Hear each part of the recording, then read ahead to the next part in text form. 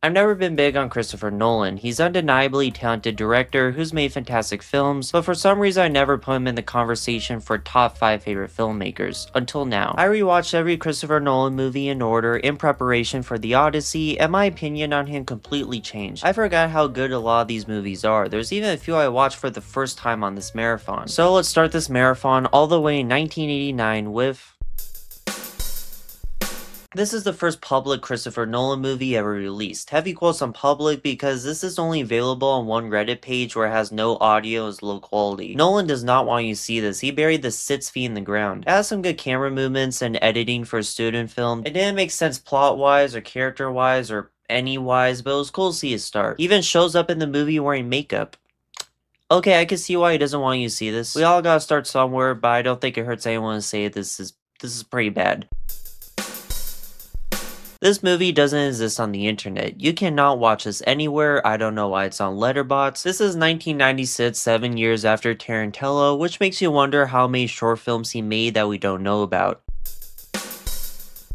Feels more like David Lynch than Christopher Nolan. Creepy music, vibes, and directing aside, this was generally well made for a 3-minute short. This guy stomps another smaller guy with his shoe until a bigger guy comes from behind him and stomps him. It's weird, but I like it. It's pretty tense with the editing and sound of the clock ticking. He apparently shot this over one weekend for a budget of $1,000. I didn't have to include these early short films, but if you want to be a filmmaker like me, it's kind of inspiring to see what Nolan can do with such a small budget in just one room. And the fact that it took him to his 27 years old to make his first feature film is also inspiring. With that said, 5.5 out of 10.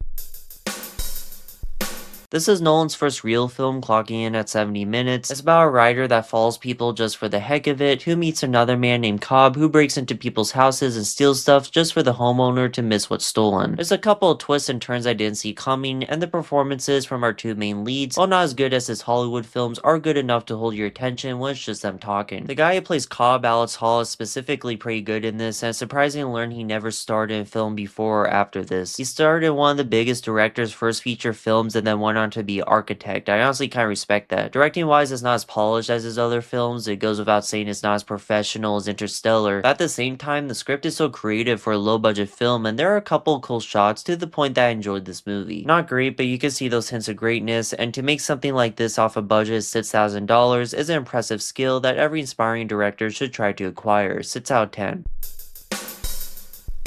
Alright, we got our first great movie. Memento follows a man named Leonard Shelby who suffers from short-term memory loss every few minutes, which gets in the way of his investigation of his wife's killer. Memento is famous for being told completely backwards, minus the black and white portions that go forward, and the way this plot device is used to develop this mystery and plot is really clever. Christopher Nolan may not be my favorite director, but I think you can make the argument that he's the smartest, at least he's able to show that big IQ through his movies. It would have been very easy for this film to be an incomprehensible mess, more so this than any other Nolan film that has complicated plots, but every time this movie almost loses you, it adds a new twist or reveal that pulls you back in. The ending has one of those great iconic plot twists with several layers, and knowing most of the twists going in, this film does surprisingly work on rewatch. Maybe it's because it's been years and I only remember parts of it, but I honestly didn't expect this film to remain as entertaining and engrossing on second viewing, but it is. Guy Pearce is memorable as his protagonist, Carrie Ann Moss plays the most unlikable character in maybe any Nolan film, and Joe Pantoliano is basically just Ralphie from The Sopranos here. I love films that just let him let loose and do his thing. I hope Nolan works with him again. It makes the most of his premise and still remains one of Nolan's best. Well, we'll see where this marathon takes us. This is the only feature-length Christopher Nolan movie I haven't seen before making this video. It's always been described as the black sheep of his filmography, and I can see why. It's more of a David Fincher film, being a cold psychological thriller with unlikable characters and a dreary atmosphere. And you know what? I really liked it. I actually kind of want to see this Nolan come back for another film. It's very solid. It's about Will Dormer, a legendary detective played by Al Pacino, who is sent to a small Alaskan town to investigate a teenage girl's murder. The detective has insomnia, which gets worse from the anxiety of the case and it always being sunny in Philadelphia, Alaska. You feel as tired as Al Pacino, who plays a sleep-deprived character very well. Robin Williams is also in this film as a killer, and he's giving a really good performance. His usual charisma being used to make the psychopath creepier is very cool. If you haven't seen seen this film yet, stop right here. You do not want to hear the rest of this review because the inciting incident changes the entire story for the better. It starts slow, but please watch it gets really good. So Dormer thinks he found the killer in an abandoned cabin and they raid the place, but in the fog he shoots his old partner Hap. Was it an accident or did he do it on purpose since Hap knows a secret about him and was going to testify against him? Instead of coming forward and saying he accidentally shot Hap, he tells the entire police force it was actually the killer that shot him, but as it turns out the killer saw him shoot Hap and threatens to tell the police force. So now he's blackmailed to help the killer he's chasing or people find out he shot Hap. Now despite what you're led to believe in the first 30 minutes, Dormer is not a good detective. As it turns out, he figured out the case that made him famous by basically framing a suspect with evidence, and Hap knew this but was overcome by guilt. He was about to go forward and confess before he was shot. Seeing this bad detective who thinks he's a really good one and him being tangled into this conspiracy is very entertaining to watch. He ends up working with the killer and frames the victim's boyfriend who used to beat her. It's a really well done moral dilemma and you feel Dormer's desperation, being forced into a corner and having to help a murderer or risk being exposed. Not his best film and is kind of slow at times, but as far as psychological thrillers go, as well as morally great character dramas, it's really good. 8 out of 10.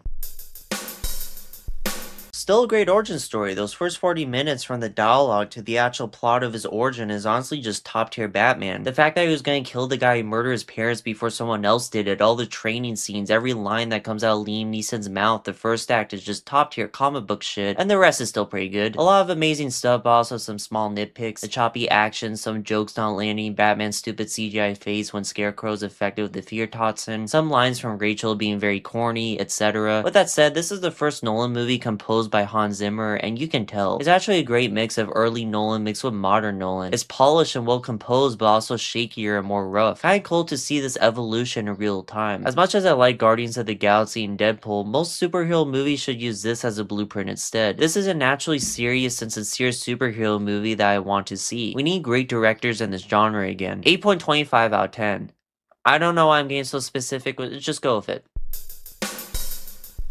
Christopher Nolan's most character-driven, fun, imaginative, and clever script to this day. Was my favorite of his as a kid, and unless this marathon proves otherwise, it's gonna stay that way because it's even better knowing the twist going in and the history of Tesla connected to it. The fact that the twist is so in-your-face the entire film makes it just such a fun film to rewatch, even more so than any other movie known for its plot twist. It helps that this is a really dark film as well. Characters end their own lives out of grief, some get shot and people laugh, both main characters are such hateable people to the end, someone gets buried alive, some drowned alive, and you see Tesla's downfall in real historical time. Being able to do this all while still being a surprisingly fun movie is a great achievement. One of those films that makes you flip-flop on who you're rooting for. Both are very flawed, but sometimes you feel bad for Hugh Jackman and other times you feel bad for Christian Bale. Both are jerks to the others around them, both have moments where you see them as the underdog, but at the end it becomes clear who the villain is and who actually has meaningful connections and cares for others. I'm glad they gave us a clear villain at the end to make the final twist hit even harder. The rivalry between the two characters is also never one-sided. Sometimes Christian Bale could be the one winning, other times Hugh Jackman gets the upper hand. Alliances change and new information is revealed throughout that makes this rivalry such an enthralling rabbit hole to go down. God, I love this movie. 10 out of 10. It may be the best one. One thing that stands out rewatching this in 2026 is how good the dialogue is. Superhero films are so much better when characters talk like real people instead of sarcastically throwing quips at the audience. Hell, this movie is funnier than the ones that do that. But yeah, it's still a fantastic film. I rewatched this so many times as a kid that I can remember every line of this film while watching it. Heath Ledger's still incredible as a Joker. He commands the screen in every scene. He literally makes this film as good as it is, and he's honestly pretty funny too. You think you could steal from us and just walk away? Yeah. Christian Bale's Bruce Wayne is at his best here, both all the Batman scenes and Bruce scenes. Hans Zimmer's score is incredible and makes every scene better. This may be the best Hans Zimmer score yet. The final act where those two boats have to blow the other up and they both die was very well done, from the acting to the tension. That chase scene with the truck is so damn good. There's a lot of scenes, either action or jump scare or just talking, where I'm like, this is so good. You can poke holes in Joker's plan, hell, it actually kind of bothered me on rewatch. I understand it's still a comic book movie, but him breaking into a hospital dressed as a nurse, leaving that party undetected when Batman was on the ground, being in the exact right place and time when the police station blew up, it's undeniably kind dumb, but man, I don't care. It's one of those movies that made me love movies and it holds up on rewatch. Aaron Eckhart as Two-Face is incredible, and if Heath Ledger was in the same movie, he would get talked about a lot more. Still the best comic book movie, 10 out of 10. I'm very glad I rewatched this one. This was great. With Interstellar, The Dark Knight, and recently Oppenheimer being considered as best films, Inception has been left behind when I feel like it used to be Nolan's most iconic and popular film. I won't act like it's perfect, sometimes it gets kind of confusing. By design, it's a complicated concept, but forces you to turn your brain off or else you'd be thinking about it the entire runtime. You can also argue the characters aren't as strong as a concept, even if the ensemble cast is really good. Cobb is a great protagonist to follow. I forgot the reason he's doing this is to reunite with his kids. Joseph Gordon-Levitt and Tom Hardy are also standouts, with Cillian Murphy coming in at the end for a great emotional payoff. Even if I didn't fully understand what was happening, and trust me, I really tried to wrap my head around it, it didn't matter. I was repeatedly impressed with what I was watching: the staircase, the hallway scene, all the timeless CGI that makes modern blockbusters look like it was made by children, the abstract visuals. It's maybe more impressive than Interstellar, not just from the CGI, but all the trippy visuals and the world it creates. It's a very imaginative movie. This is proof that live action could be more visually impressive than animation. Plus, Hans Zimmer's composing his heart out. This and Interstellar still stand as Hans Zimmer's best scores. The combination of the directing, the creativity, the trippy visuals, the cinematography, and the music in the final act made me incredibly invested in what I was watching. This film is over 2 hours long and it doesn't let go. There's not one dull moment. It's a very entertaining, stunning film from beginning to end. The confusing plot takes me out at times, which is why I wouldn't say it's a 10, but it's really close. 9.5 out of 10. Okay. I always liked The Dark Knight Rises, don't get me wrong. It looks great, maybe the best looking comic book movie next to Spider-Verse. It feels epic. That fight between Bane and Batman in the middle of the crowd is awesome every time. The scene where he climbs out of the cave gets me every time. That's an epic scene. The burning bat symbol on the tower, the opening where they hijack the plane, the chase scene that first time when Batman appears, Gordon figuring out Bruce Wayne is Batman. There's some good shit. I even think Anne Hathaway is the best Catwoman. For a reason. I used to be a big defender of Bane's voice. I think it's honestly an iconic voice, but now just watching this a little older, it's just kind of dumb. The audio mixing is part of that. His voice is just too loud in every scene, but for some reason in a trilogy where a guy dresses like a clown fights a man dressed like a bat, this character is just a little too over the top for me at times. Also, what a dumb twist. Finding out that this woman was the daughter of Ra's al Ghul doesn't add anything but a connection to Batman Begins. You already have a villain with Bane and a love interest with Selina. You could just remove her character and nothing will be lost. The grand finale of this trilogy is fighting a character we didn't know was the villain until the last 20 minutes. Okay, I really do like this movie. Great directing, great action, great score. It's good, but the problems just stand out every time I rewatch it. Like, why do we need to spend 30 minutes setting up Bruce becoming Batman again only to break his back and then spend another 30 minutes having him become Batman again? I like this movie, it's good, but I feel like the second film gave a bittersweet bookend to the story where he sacrifices his reputation to give Gotham hope. So to have Gotham become corrupt again and Batman redeem himself just kind of reverses the ending of the film. I don't know, it's still good, but a very flawed movie. 7.5 out of 10. Okay, that's it. I'm giving it 5 stars. I don't care if it's a pretty huge coincidence that one of the 4 people sent on this mission just so happened to have the paradox thing in his bedroom. I'll just accept that that part's not supposed to be realistic and fall into science fiction logic. I don't care that Cooper doesn't care about his son in this movie. Honestly, kind of funny. Any small nitpicks I have with this film are just nitpicks because damn is this movie good. Hans Zimmer's best score, I'll say it right now, this is his most iconic moving score to date. It can be intense, heartbreaking, emotional, awe-inspiring, epic. It's just an amazing score. Best characters in any Nolan film as well. Cooper is a loving father who is forced to leave his family in pursuit of saving them, and his devotion to saving them and then later getting back to them makes for a great protagonist with a great motivation. You really feel the stakes in this one. You feel devastated when they're trapped on that water planet for what's basically 20 years. It's a punch to the gut to find out that Dr. Mann was lying about his planet. It's scary to see all those people in the dust storm. It's heartbreaking to watch him look at his kids grow old. You feel the betrayal when it turns out the entire mission was a lie. It feels like the world is ending and everything is at stake at all times. And when the characters lose in a situation, they lose a lot. Movies are a visual and auditory medium, and we have some of the best visuals and one of the best scores of the 21st century. You're in awe for 80% of this. I think this is more impressive than 2001: Space Odyssey.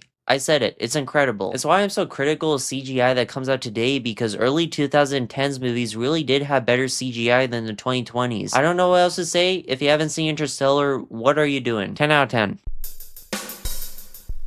This is a weird one. It's an 8-minute short documentary about the Quay brothers, both animators who like to make puppets. I don't know why he made this. It's not interesting to me. Maybe some good shots of the puppets, but that's about it. 5 out of 10.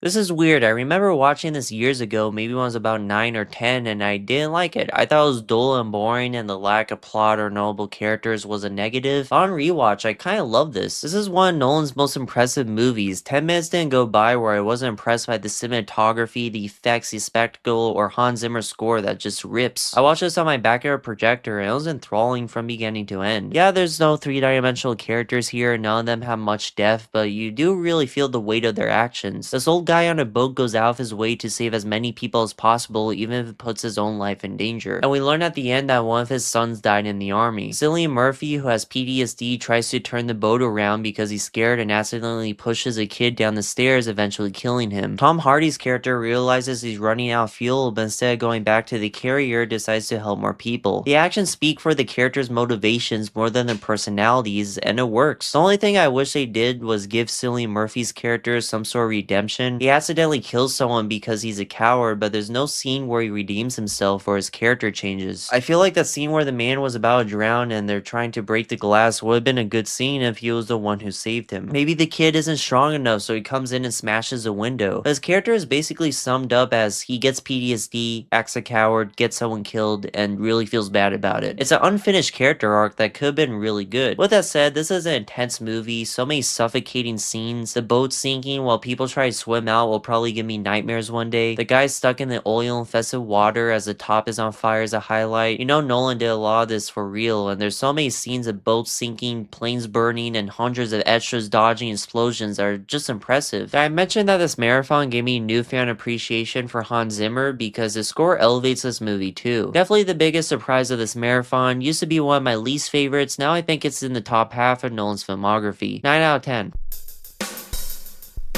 It's okay, the audio mixing is terrible. I can't imagine watching this without subtitles. This may actually be Hans Zimmer's weakest soundtrack. Still good, but not as memorable or as impactful as his other scores. Never pumps you up for an action scene or carries an emotional moment like his other films. But the biggest problem is that it's just too confusing. I get it, it's Nolan, you're supposed to rewatch his films, they're kinda complicated. I understood Interstellar, Inception more on rewatch, but not this film. This is by far Nolan's most mind-melting concept, to the point that the movie literally tells you not to think too hard about it. This is the first Nolan movie where he tells you to turn your brain off and just enjoy it. But the problem is the backwards time travel part seems to be what Nolan's most interested in. He doesn't care about these characters, he literally names the main character protagonist. I'll be honest, the time travel gimmick just isn't that fun. Despite the hand combat scene and the shot of the car unflipping itself, the action honestly isn't that interesting to me. So he doesn't put emphasis on the characters, but also doesn't really care about explaining how the technology works, which just makes this entire film feel like a mess. He can't disregard the characters. Interstellar was fantastic because Cooper was doing all this for his family. Cobb from Inception was also doing this to reunite with his kids and is being haunted by his wife in his dreams. I don't need to see this guy's backstory. As I said for Dunkirk, the characters weren't that developed either, but their actions carried weight and revealed more about the character than any backstory could. But he doesn't do anything interesting in this or have any of his actions carry weight because he's just a soldier doing his job who cares about this innocent woman. Sometimes his personality shines through. I'll give John David Washington credit for trying his best. Other than letting Robert Pattinson's character live after finding out about the operation, he doesn't really do anything that interesting. I'd say the most interesting characters are actually Kat, played by Elizabeth Debicki, and Sator, played by Kenneth Branagh. I feel like I messed up one of those names. Even if the motivation of trying to kill Sator just to take her son away from him, a son we don't even see the face of, is incredibly basic and half-assed. She tries to kill her husband, she does interesting stuff and is a good actor. Sator forgiving her after she tried to kill him and literally deciding to murder the entire world once he dies is also a crazy character I was interested in. Otherwise, it looks nice, has a cool concept and a decent Hans Zimmer score, but all those things you could get much better in other Christopher Nolan movies. That said, with his next two films being a biopic and an adaptation of Greek mythology, this could be his last sci-fi action thriller and maybe his last film with Hans Zimmer. Who knows, maybe this is the end of an era, but I'd take Nolan trying new stuff and new genres over this since it was honestly getting kinda tired. 6 out of 10. This is way better than I remembered. Not to say I didn't like it the first time, I thought it was great, but I didn't really buy into the hype it was getting when it came out. But now on rewatch, I think this is my favorite historical biopic of all time not made by Scorsese. There's so many elements that makes this more than just another biopic. The way it cuts from the past to the future so there's always drama happening, the way the plot keeps unraveling in unexpected ways, how it makes you feel the weight of this project and the implication of what Oppenheimer has done. This is a story about a man who is responsible for the death of millions, and the way Nolan and to a greater extent Cillian Murphy shows his unimaginable guilt for causing that many deaths is fantastic. The water drops in the beginning representing missiles dropping on Earth, a scene straight out of a horror movie where the audience is burning alive and you see that dead body in the ground. And even outside the visuals, the fantastic score from Ludwig is heavy and overbearing. This is Nolan's best score since Interstellar. This film goes into the characters' heads more than any other Nolan film. That scene where he's forced to admit in front of his wife that he cheated on her and literally becomes naked to put you in his shoes of how he's feeling, and then you see the mistress to put you in the shoes of how Kitty is feeling. There's so many reveals throughout where the camera will pan to the left and you find out there was a character there the whole time. This may be the best editing of any Nolan movie. The amount of characters and scenes it cuts back and forth to could have easily been a mess, but it works. Everyone's giving a great performance, that's expected. It's nice to see Cillian Murphy be the focus for once. He's always been underrated in my books. Robert Downey Jr.'s performance was a lot better this time around. I finally see why he got that Oscar. It looks great, it sounds great, and this may actually be the best dialogue and writing since The Dark Knight. There's so many great lines in this that would be the best quote of any other film. It's honestly just fantastic. 9.5 out of 10. I have filmed the entire video up to this point on June 27th, and here's my predictions for the Odyssey. It'll be good. I read the Odyssey a few months before it was announced he would be making it. I don't know much about history, so the inaccuracies won't bother me. I like this story. I think it has potential to be one of the best movies ever made. I'm not gonna go crazy with my expectations. As much as this marathon has opened my eyes to how good Nolan is, I don't think he's a god, pun intended, who can do no wrong like some people. Tenet was just okay, and The Dark Knight Rises is a flawed film. I honestly say that every other one besides those two and the short films are really good movies. Some are among my favorites of all time. So I guess the only thing you do now is spend 3 weeks editing this video, stress about it last minute, and then watch the Odyssey. Well, I just got out of seeing the Odyssey a second time. I watched it on Friday opening night, and then I rewatched it Monday. Actually, that's a lie. It's Friday right now. I watched it Monday, so I kind of recorded this a week after watching it the first time.